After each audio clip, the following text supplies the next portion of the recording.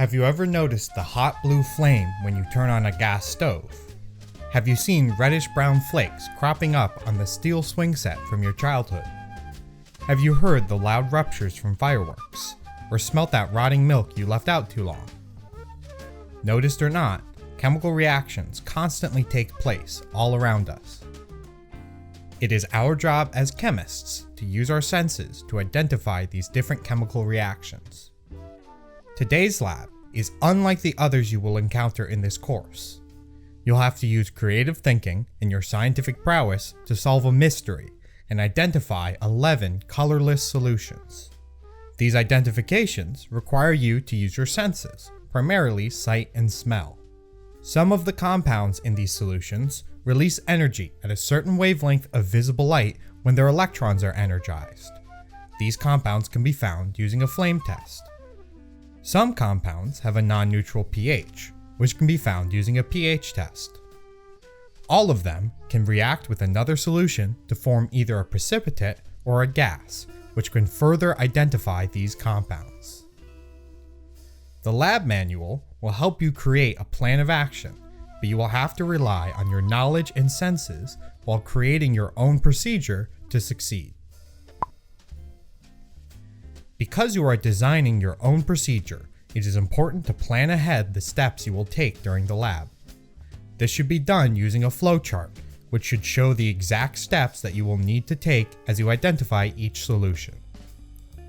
We will be showing you what some of these reactions should look like to give you a better idea of what to expect in the lab.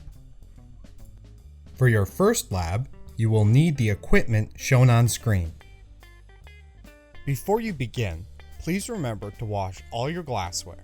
This should be done first with a little soap and water, and then a rinse of deionized water. Make sure to conserve DI water by only using it for rinsing at the end.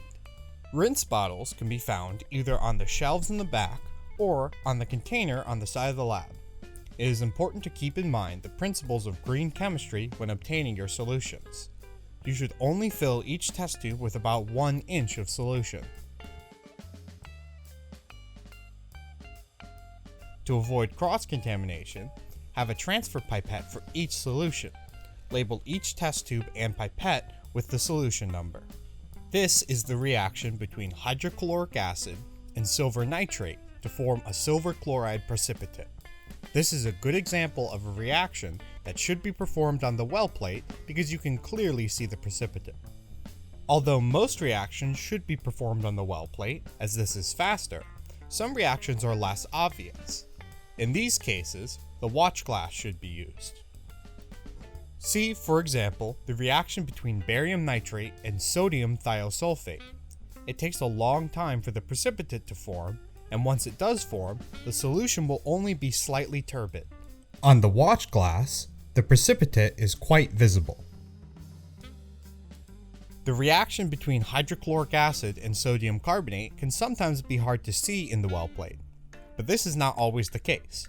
Make sure to watch for carbon dioxide bubbles. The other gas-producing reactions should also be performed on a watch glass because it will be easier to smell the odors. For these odor-producing reactions, you should position your head near the fume hood opening and gently waft the odors using your hands rather than inhaling deeply. In this reaction, a basic solution is added to ammonium chloride to produce ammonia gas. In this next reaction, hydrochloric acid is added to sodium thiosulfate to produce sulfur dioxide. This reaction might also produce a white precipitate. For some reactions, special measures must be taken. For the reaction between silver nitrate and sodium thiosulfate, an equal amount of each solution produces a white and slightly turbid precipitate. Adding about 10 extra drops of silver nitrate should show a more clearly yellow precipitate that will eventually turn brown, then black in a few minutes. With precipitate reactions involving silver and manganese ions, it is important to note the difference between adding just sodium carbonate and adding both sodium carbonate and hydrogen peroxide. Adding sodium carbonate to manganese 2 nitrate produces a precipitate of manganese 2 carbonate. Once you add hydrogen peroxide, you can see that it turns brown and bubbles as the manganese oxidizes. Similarly, adding sodium carbonate to silver 1 nitrate produces a white precipitate. Once you add hydrogen peroxide, the silver carbonate oxidizes to silver 2 oxide and turns black. This is similar to the process of silver tarnishing. Remember that you must wash the watch glass thoroughly between uses. Otherwise, the watch glass will be contaminated with your various solutions and might affect the results of the next precipitate reaction.